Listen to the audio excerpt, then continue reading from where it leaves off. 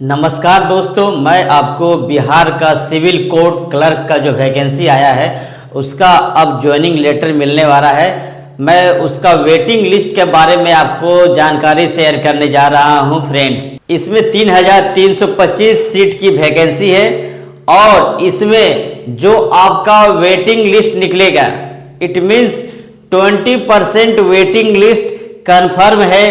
जितने भी एस्पिरेंट है दोस्तों, it means 510 seat waiting list में आपका रिजर्व रहेगा।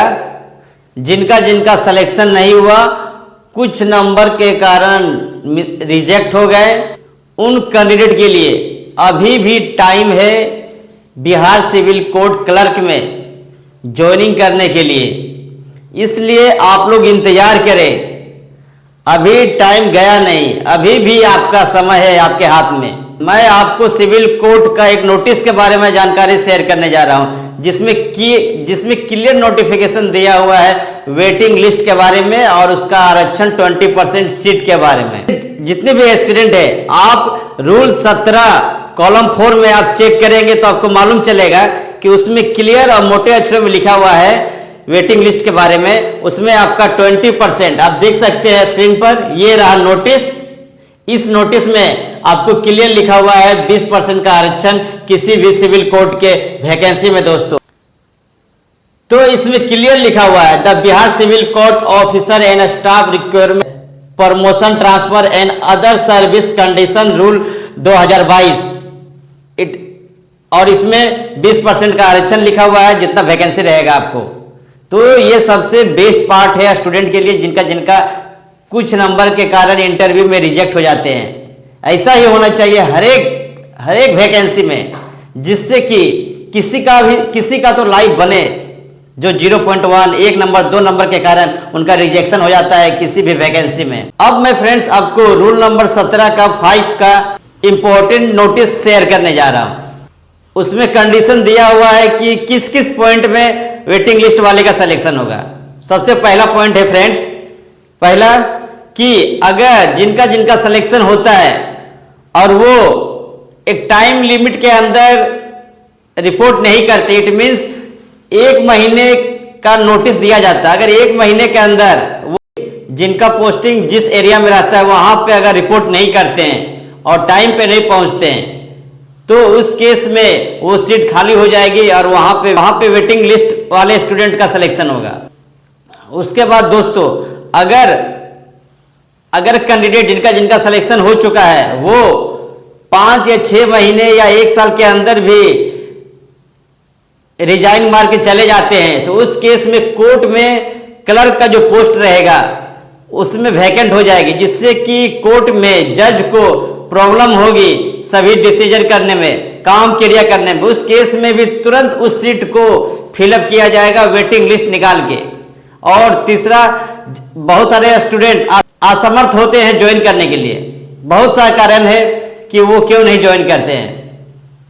बहुत सारे स्टूडेंट का सिलेक्शन किसी और पोस्ट में हो जाता है, जैसे कि बिहार दरोगा भी हुआ था, आरआरबी, एलएपी, बिजली विभाग टेक्नीशियन, जेईसी, जेई और एलएपी, आरआरबी, एनटीपीसी।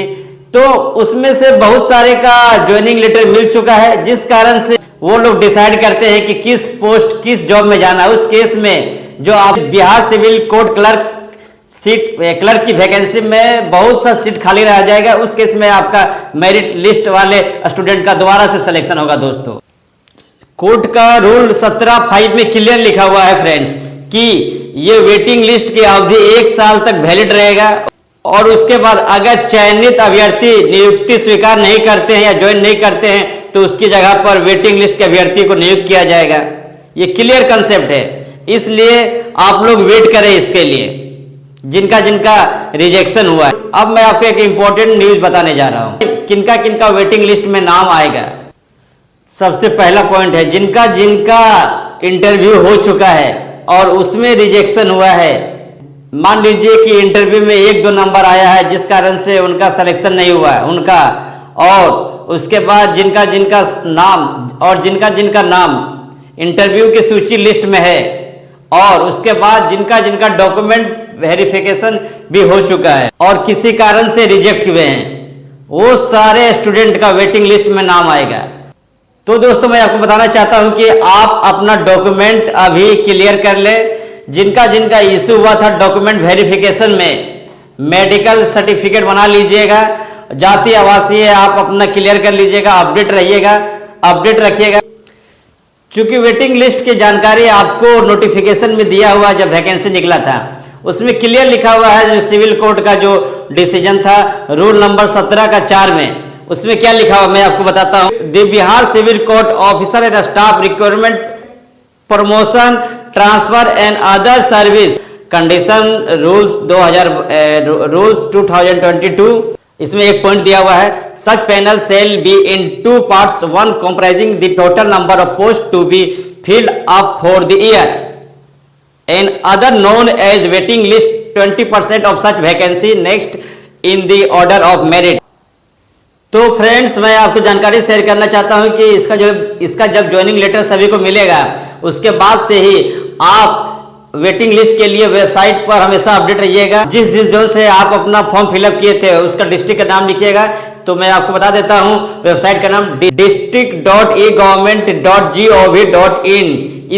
इस वेबसाइट पर आप हमेशा चेक करते रहे और हमेशा अपडेट रहिएगा, जिससे कि जैसे आपको नोटिफिकेशन आएगा आप तुरंत से तुरंत रेडी रहें। और इसके बाद आपका जितना भी डॉक्यूमेंट है आप बना के रखिएगा, क्योंकि आपको इसके बाद टाइम नहीं मिलेगा, तुरंत इंस्टेंट आपको ज्वाइनिंग किया जाएगा। अगर ज्वाइन किए हुए स्टूडेंट रिजाइन मार के जाते हैं या ज्वाइन नहीं करते उस केस में आपको इसका नोटिफिकेशन और मैसेज आ जाएगा और आपको इसकी जानकारी बिहार सिविल कोड के द्वारा आपको ईमेल के थ्रू, मैसेज के थ्रू आपको नोटिफिकेशन मैसेज दिया जाएगा और आपको उसके बाद तुरंत आपको ज्वाइन करना होगा दोस्तों। तो फ्रेंड्स आप लोग के लिए खुशी की बात है, उम्मीद नहीं हारना है, लगे रहना है और इंतजार करना है और सभी डॉक्यूमेंट आपको रेडी रखना है, जिससे कि जब वेटिंग लिस्ट आए तो आप तुरंत एक्शन में आ जाए और तुरंत आप ज्वाइनिंग ले ले। जहां पे आपको जिस एरिया में आपने फॉर्म फिलअप किया था उस डिस्ट्रिक्ट पे जाके आप ज्वाइनिंग लेटर उसके बाद रिसीव कर सकते हैं। उसके लिए जो डॉक्यूमेंट की जरूरत पड़ेगी, इट मीन्स 10th 12th का सर्टिफिकेट, आधार कार्ड, पैन कार्ड और उसके बाद मेडिकल सर्टिफिकेट, वो आप लोग रेडी रखिएगा। मेडिकल सर्टिफिकेट 3 महीने का वैलिड रहता है, अगर आप अभी भी बना लेते हैं तो वो वैलिड रहेगा फ्रेंड्स। तो आशा करते हैं कि जो मेरा इंपॉर्टेंट जानकारी था आपके लिए फायदेमंद होगा।